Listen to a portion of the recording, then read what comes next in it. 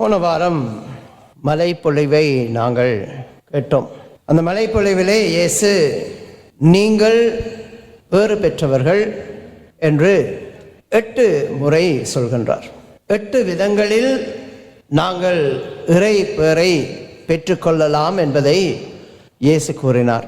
போன வாரம் நான் சொன்னது போல அடுத்த 6 வாரங்களுக்கு, இன்றைக்கு 2வது வாரம், அடுத்த 4 வாரங்களுக்கு 5 வாரங்களுக்கு நாங்கள் மலைப்பொழிவின் பகுதியை கேட்கப் போகின்றோம்.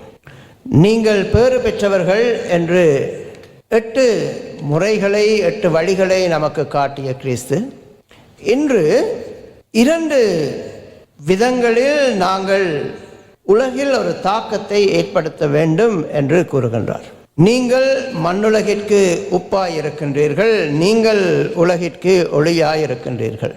நான் சிறுவயதில் இருக்கும் பொழுது வாசித்த ஞாபகம், உலகிற்கு உப்பு நீங்கள், உலகிற்கு ஒளி நீங்கள். ஆனால் அதற்கும் இப்பொழுது நமக்கு கொடுக்கப்பட்டிருக்கும் மொழிபெயர்ப்பிற்கும் ஒரு வித்தியாசம் இருக்கா இல்லையா? அவ்வளவு உன்னிப்பெல்லாம் பார்க்கறது இல்லை, இருக்கா இல்லையா? நான் சிறுவயதில் இருக்கும் பொழுது உலகிற்கு ஒளி நீங்கள், உலகிற்கு உப்பு நீங்கள். இன்றைய டிரான்ஸ்லேஷன் மொழிபெயர்ப்பு சொல்கின்றது, நீங்கள் மண்ணுலகிற்கு உப்பாய் இருக்கின்றீர்கள், நீங்கள் உலகிற்கு ஒளியாய் இருக்கின்றீர்கள். என்ன வித்தியாசம்? பெருசா ஒன்றும் இல்லை. நீங்கள் முன்னுக்கு வந்திருக்கு. பழைய டிரான்ஸ்லேஷனில் நீங்கள் பின்னுக்கு இருக்கும். உலகிற்கு ஒளி, அதுதான் முக்கியம். நீங்கள். இன்றைய மொழிபெயர்ப்பில் நீங்கள் உலகிற்கு உப்பு, நீங்கள் உலகிற்கு ஒளி. ஆகவே இயேசு நம்மை முதன்மைப்படுத்துகின்றார். நாம் என்னவாக இருக்க வேண்டும்? நான் என்னவாக இருக்க வேண்டும்? You are the salt of the earth. You are the light of the world. நாங்கள் தமிழர்களாக இருக்கும் பொழுது கூடுதலாக இந்த உப்பை பார்க்கும் விதம் இருக்கின்றது இல்லையா? இந்த ஒளியை பார்க்கும் விதம் இருக்கின்றது. நமக்கு சாதாரணமாக உப்பு என்று சொன்னால், இன்றைக்கு மதியம் சாப்பிட்டுட்டு இருக்கும் பொழுது கூட ஒரு பையன் சொன்னால் உப்பு கொஞ்சம் தூக்கலாக இருக்கு. உப்பு என்றும் பொழுது நாங்கள் அந்த சாப்பாட்டை சுவையாக்குவதைத்தான் உப்பு என்று சாதாரணமாக தமிழ் மக்கள் கருத்தில் கொள்வோம். ஒளி என்றும் பொழுது சரி, மெழுகுதிரி பற்ற வைக்கிறோம், ஒரு லாம்பு பற்ற வைக்கின்றோம், அப்படி நாங்கள் நினைக்கலாம். ஆனால் பழைய ஏற்பாட்டை பொறுத்த மட்டில் இந்த உப்பு, இந்த ஒளி என்பது சாதாரண சாப்பாட்டையோ அல்லது மெழுகுவர்த்தியையோ குறிக்கும் ஒரு நிலை அல்ல. அப்படி நினைச்சா நம்ம எல்லாம் சின்ன ஒரு மெழுகுதிரி தான், சாப்பாட்டை கொஞ்சம் சுவையாக்குற உப்பு தான். ஆனால் பழைய ஏற்பாட்டை பொறுத்த மட்டில் உப்பு, ஒளி என்பது மிகவும் உன்னதமான ஒரு நிலையில் நிறுத்தி பார்க்கப்பட்டது. பழைய ஏற்பாட்டில் ஒரு பழமொழி இருக்கின்றது. இப்பெல்லாம் பழமொழி சொன்னால் பசங்களுக்கு புரியுமா தெரியாது. ப்ரோவர்ப்ஸ். ஒரு பழமொழி இருக்கின்றது, உலகின் உன்னதங்களிலே மிக பெரிய 2 இருக்குமானால் அது சூரியனும் உப்பும். Sun and salt. அதை லத்தீன் பாஷையில் அவர்கள் என்ன சொல்வார்கள் என்று சொன்னால், சாலே அண்ட் சோலே. சோலே என்று சொன்னால் சோலா, சன். சோலா பவர் சொல்கிறேன்ல, சோலே என்று சொன்னால் சன், சாலே என்று சொன்னால் உப்பு. இப்போ இது நமக்கு அவ்வளோ பெருசாக தெரியாமல் இருக்கலாம். நம்ம எல்லாம் வேலைக்கு போகிறோம் இல்லை? யாரும் வேலைக்கு போகிறது இல்லையா? போகிறீங்கல்ல, போகிறீங்க. அப்படி பார்க்குறீங்க. இப்போ எல்லாம் சின்ன பசங்களை கூட வேலைக்கு அனுப்புகிறாங்க. பாவம், வீட்டில் இருந்து வேண்டியவங்க சின்ன பசங்க கூட வேலைக்கு போகிறாங்க. ஏண்டா பூசைக்கு வரலைன்னு சொன்னால் வேலைக்கு போயிருக்கிறாங்க. வேலைக்கு போனால் நமக்கு ஒரு சன்மானம் கொடுப்பாங்க இல்லையா? மாத கடைசியில் ஒரு சன்மானம் கொடுப்பாங்க இல்லையா? அருள் கொடுப்பாங்களா? என்ன சொல்லுவோம்? ஊதியம் சொல்லுவோம், சம்பளம் சொல்லுவோம். ஆங்கிலத்தில் என்ன சொல்லுவீங்க? சேலரி சொல்லுவோமா இல்லையா? எங்கேருந்து வந்திருக்கு அந்த சேலரி? சாலை, சால்ட். அந்த காலத்தில் ஒரு பகுதி சேலரி, ஒரு பகுதி சாலை, சால்ட் கொடுப்பார்கள், உப்பை கொடுப்பார்கள். அவ்வளவு பெருமதியானது அந்த காலத்தில் சால்ட் என்பது. அதற்கு காரணம் அது பெருமதியான ஒரு திரவியமாக கருதப்பட்டது. சாப்பாட்டுக்கு போடுறது மட்டும் அல்ல. பழைய ஏற்பாட்டை நாங்கள் எடுத்துக்கொண்டால் பழைய ஏற்பாட்டில் சொல்லுவாங்க, ஜெருசலேம் ஆலயம் அல்லது ஜெருசலேம் நகரம் அல்லது தோரான்னு சொல்லி கேள்விப்பட்டிருக்கிறீங்களா? சட்ட புத்தகம் மற்றும் எருசலேம் ஆலயம், இவை இரண்டும் மக்களின் விசுவாச வாழ்வில் முக்கிய இடம் பெறுகின்றன. அதே போல பழைய ஏற்பாட்டில் சொல்வார்கள், தோரா என்பது இறைவனது உப்பு, எருசலேம் ஆலயம் என்பது இறைவனது ஒளி. ஆகவே பழைய ஏற்பாட்டில் தோரா, எருசலேம் ஆலயம் இரண்டும் முக்கியமாக கருதப்படுவதில் அவர்கள் சொல்வார்கள், தோரா உப்பாகவும் ஆலயம் ஒளியாகவும் இறைவனது ஒளியாகவும் இருக்கின்றது. இப்ப அந்த எண்ணத்தில் நாங்கள் பார்த்தால் இயேசு தனது சீடர்களை பார்த்து சொல்கின்றார், நீங்கள் மண்ணுலகின் உப்பாக இருக்கின்றீர்கள், நீங்கள் மண்ணுலகின் ஒளியாக இருக்கின்றீர்கள். டிரான்ஸ்லேட் பண்ணி பாருங்க, மொழிபெயர்த்து பாருங்க. நீங்கள் மண்ணுலகின் தோரா, இறைவனது அன்பு கட்டளைகளாக இருக்கின்றீர்கள். நீங்கள் உலகின் ஒளியாக இருக்கின்றீர்கள் என்பது நீங்கள் இறைவனது ஆலயமாக இருக்கின்றீர்கள். இது நமக்கு கத்தோலிக்கர்களுக்கு புதுசு இல்லை. இறைவனது ஆலயமாக இருப்பது புதுசு இல்லை.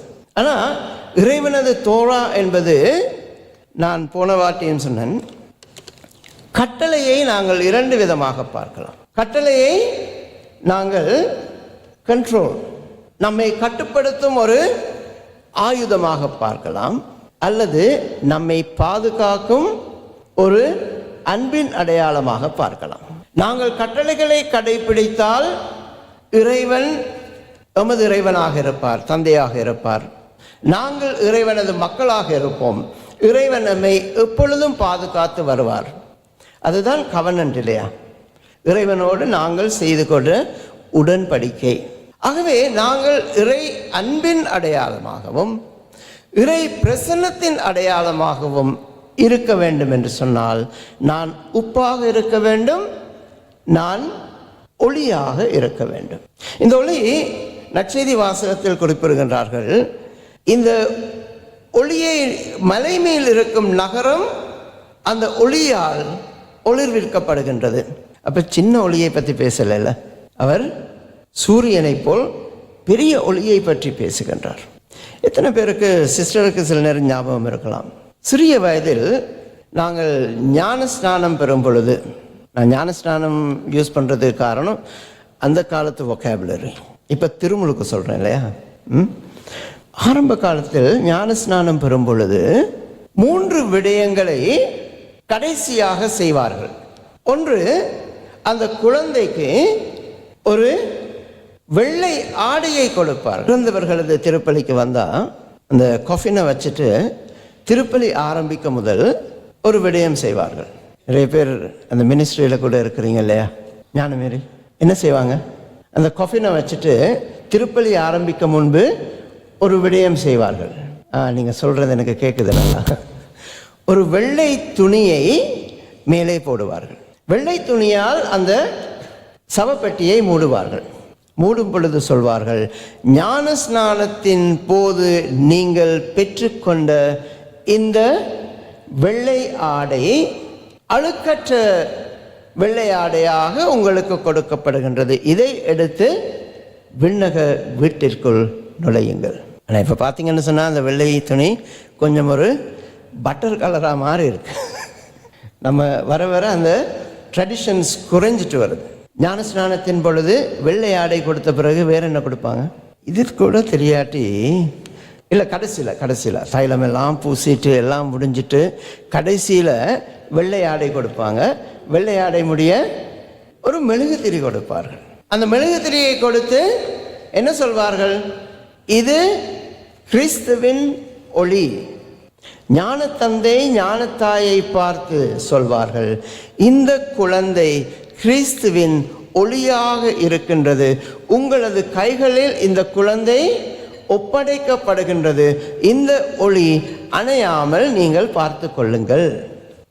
ஞானத்தாய் ஞானத்தந்தை முதன்மையாக செய்யும் விடயம் என்னது? ஃபாதர் சொல்லிட்டு போனோன்னு என்ன செய்வாங்க? அந்த மெழுகுதிரியை நூற்றுருவாங்க. இன்ஸ்ட்ரக்ஷன் என்னது? இந்த ஒளி அணையாமல் பார்த்து கொள்ளுங்கள். இதண்டாவாதமாக கேட்கக்கூடாது. அப்போ ஃபாதர் அந்த ஒளியை நாங்கள் அப்படியே வீட்டுக்கு எடுத்துகிட்டு போகணுமா? இல்லை. அந்த ஒளி என்னும் விசுவாசம், இறை நம்பிக்கை அந்த சிறுவர்களின் உள்ளத்தில் நன்றாக வளர்வதற்கு, ஊடுருவதற்கு தாய் தந்தை ஞான பெற்றோர் ஒரு கருவியாக இருக்க வேண்டும். நான் அடிக்கடி பசங்களை சும்மா இருக்க விட மாட்டேன்ல. இன்றைக்கு லிஃப்ட்டில் வரும் பொழுது தாய் என்னையை பார்த்தோன்னு சொன்னாங்க சோஸ்திரம், தந்தை பார்த்தோன்னா கொஞ்சம் ரிலாக்டண்ட்டாக சோஸ்திரம். பையன் வந்தான், பொண்ணு வந்தது, ஒன்றுமே இல்லை. ஏதாவது சொல்ல போகிறீங்களா? அப்போ நான் சும்மா இருக்கிறது இல்லைல்ல, நான் கேட்டேன், சொல்லி கொடுக்க மாட்டீங்களா? என்ன தான் சொன்னாலும் கேட்குறாங்கல்ல ஃபாதர். ஞானத்தாய் ஞானத்தந்தை நம்ம உள்ள வரணும். அந்த சிறுவர்களுக்கு அந்த ஞானத்தை நாங்கள் கொடுக்க வேண்டும், அந்த விதையை நாங்கள் விதைக்க வேண்டும் ஆழமாக. சோஸ்திரம் சொல்கிறது மட்டுமல்ல, உலகின் ஒளியாக, உலகிற்கு உப்பாக நாங்கள் இருக்க அழைக்கப்படுகின்றோம். கடைசியாக, இது நிறைய பேருக்கு தெரியாது, தெரிந்தால் மிகவும் அற்புதம். சிஸ்டருக்கு தெரிஞ்சிருக்கும். ஒளியை கொடுப்பார்கள், வெள்ளை ஆடையை கொடுப்பார்கள். அது முடிந்த பிறகு, இல்லை இவ்வளவு தூரம் நம்ம பிரசங்கம் வச்சிட்டோம், உலகிற்கு உப்பு நீங்கள் எல்லாம் சொல்லியாச்சு, இதுக்கு பிறகுமா கெஸ் பண்ண முடியாது? என்ன செய்வாங்க? அந்த குழந்தையின் வாயில் இப்போ செய்கிறதில்லை, அந்த காலத்தில் செய்தாங்க. அந்த குழந்தையின் வாயில் கொஞ்சமாக உப்பை எடுத்து அந்த வாயில் திணிப்பார். நான் ஆரம்பத்தில் செய்ய விரும்பலை, ஆனால் அந்த குழந்தை ஒரு ரியாக்ஷன் கொடுக்கும் பாருங்க, அந்த உப்பை வாயில் திணிச்சோன்னு, அது ரொம்ப நல்லா இருக்கும். அதனால் ஆரம்ப காலத்தில் நானும் செஞ்சுட்டு இருந்தேன். ஒரு 2-3 வருஷமாக அந்த உப்பு எடுத்து அந்த வாயில் கொடுத்தோன்னே, ஒளிக்கு ரியாக்ட் பண்ணாத குழந்தை, வெள்ளை ஆடைக்கு ரியாக்ட் பண்ணாத குழந்தை, அந்த உப்பு கொடுத்தோன்னே நிச்சயமாக ஒரு தாக்கத்தை அந்த குழந்தையின் உடலில் அது ஏற்படுத்துகின்றது. அந்த உப்பை வாயில் போட்டு அவர்கள் என்ன சொல்வார்கள் என்று சொன்னால், ஞானத்தின் உப்பை பெற்றுக்கொள், ஞானத்தின் உப்பை பெற்றுக்கொள். 2 நாளைக்கு முதல் இறைவன் சோலமன் அரசனுக்கு ஒரு பரிசு கொடுக்கின்றார். இதெல்லாம் தெரிஞ்சிருக்கும் இல்லையா? பரிசு கொடுக்கின்றார். சொலமனிடம் இறைவன் கேட்கின்றார், உனக்கு என்ன வேண்டும் சொல். சொலமன் கேட்கின்றார், நான் மிகவும் இளமையான ஒரு மன்னன், இந்த மக்கள் மிகவும் விசாலமான மக்களாக இருக்கின்றார்கள், நிறைய மக்களாக இருக்கின்றார்கள், இந்த மக்களை ஆளும் ஞானம் எனக்கு இல்லை, ஆகவே இந்த மக்களை ஆளும் ஞானத்தை நீர் எனக்கு கொடுத்தரலும். இது நீங்கள் நல்லா புரிஞ்சுக்கொள்ளணும். இந்த மக்களை ஆளும் ஞானத்தை நீர் எனக்கு கொடுக்க வேண்டும். அதற்கு இறைவன் ஒரு பதில் சொல்கின்றார். என்ன சொல்கின்றார்? இறைவன் சொல்கின்றார், நான் எதிர்பார்த்தேன் பணம், பலம், சொத்து, சுகம், இவற்றை நீ கேட்பாய் என்று. ஆனால் இவற்றை கேட்காமல் ஞானத்தை கேட்டதால், ஞானத்தை மட்டுமல்ல அதனோடு சேர்ந்து நான் உனக்கு அனைத்து ஆசீர்களையும் தருவேன். ஒரு குழந்தை சிறுவனாக இருக்கும் பொழுதே, குழந்தையாக இருக்கும் பொழுதே திருச்சபை அந்த குழந்தைக்கு ஞானத்தை உப்பின் வழியாக கொடுக்கின்றது. இது சாதாரண ஒரு விடயம் அல்ல. பழைய ஏற்பாட்டில் பள்ளி ஒப்பு கொடுப்பார்கள். பள்ளி ஒப்பு கொடுக்கும் பொழுது 2 விதமான பலிகள் இருக்கின்றன. ஒன்று மாமிச பலி, ஒன்று தானிய பலி. தானிய பலி ஒப்பு கொடுக்கும் பொழுது அந்த தானிய பலியோடு உப்பையும் சேர்த்து ஒப்பு கொடுத்தால்தான் அந்த பலி நிறைவடைந்த பலியாக இருக்கும், அது நிறைவாக ஏற்றுக்கொள்ளப்பட்டதாக இருக்கும். ஆகவே உப்பு என்பது கிறிஸ்துவில் அன்புமிக்க சகோதர சகோதரிகளே, நாம் தெரிந்த மட்டில் சுவையை கொடுப்பது மட்டும் அல்ல. இந்த காலத்தில் பசங்களுக்கு அது தெரியாது. இப்போல்லாம் ஃப்ரிட்ஜ் இருக்கிறதால ஒரு உணவை நீண்ட நாட்கள் வைத்திருக்க வேண்டும் என்று சொன்னால் என்ன செய்யணும்? ஃப்ரிட்ஜில் போட்டுறோம் இல்லையா? அந்த காலத்தில் நம்ம என்ன செய்வோம்? அந்த உணவில் உப்பை தடவி அதை காய வைத்தால் அந்த உணவை நாங்கள் பல நாட்களுக்கு வைத்திருக்கலாம். கருவாடு சாப்பிடுவீங்களோ தெரியாது, மணமாக இருக்கும் இல்லையா? துர்நாற்றமாக இருக்கும் சொல்லுவாங்க. ஆனால் அதில் தான் ருசி இருக்கும் இல்லையா? அந்த ருசி எங்கேருந்து வருது? மீனிலேருந்து வர்றதை விட உப்புலேருந்து தான் வர்றதா இருக்கும். அது நிறைய நாட்களுக்கு இருப்பதற்கு காரணம் அந்த உப்பு. திருச்சபை என்ன சொல்கின்றது என்று சொன்னால், உப்பு என்பது சுவையை கொடுப்பதற்காக போடப்படும் ஒரு விடயம் அல்ல, மாறாக ஒரு உணவில் இருக்கும் சுவையை நமக்கு வெளியே கொண்டு வருவதற்காக போடப்படும் ஒரு விடயம். தாய்மார்களோடு நான் இதை பற்றி வாக்குவாதம் எல்லாம் செய்ய வரல. நீங்கள் பார்க்குற விதம் வேறமா இருக்கும். ஆனால் திருச்சபை இறையியலர் என்ன சொல்கின்றது? உப்பானது அந்த உணவின் சாதாரண சுவையை வெளியே எடுத்துக்கொண்டு வருகின்றது. அதே போல கிறிஸ்தவர்கள் மற்றவர்களோடு நாங்கள் உறவு வைத்திருக்கும் பொழுது அவர்களுக்குள் இருக்கும் இறை அன்பை, நற்குணத்தை நாங்கள் வெளியே கொண்டு வர வேண்டும். நமது தாக்கத்தை கொடுப்பது அல்ல, நமது இன்ஃப்ளூயன்ஸை கொடுப்பது அல்ல. யோசிச்சு பாருங்க, உப்பு கூட போனால் என்ன ஆகும்? சாப்பிட முடியாது. அதே போல் நம்ம மற்றவர்களுக்கு நமது விசுவாசத்தை பகிர்ந்து கொடுக்கும் பொழுது அந்த அளவுக்கு மட்டும்தான் பகிர்ந்து கொடுக்கும். அந்த விசுவாசத்தை நாங்கள் திணிக்கக்கூடாது. அந்த விசுவாசம் நமது வாழ்வின் உதாரணமாக இருக்க வேண்டும்.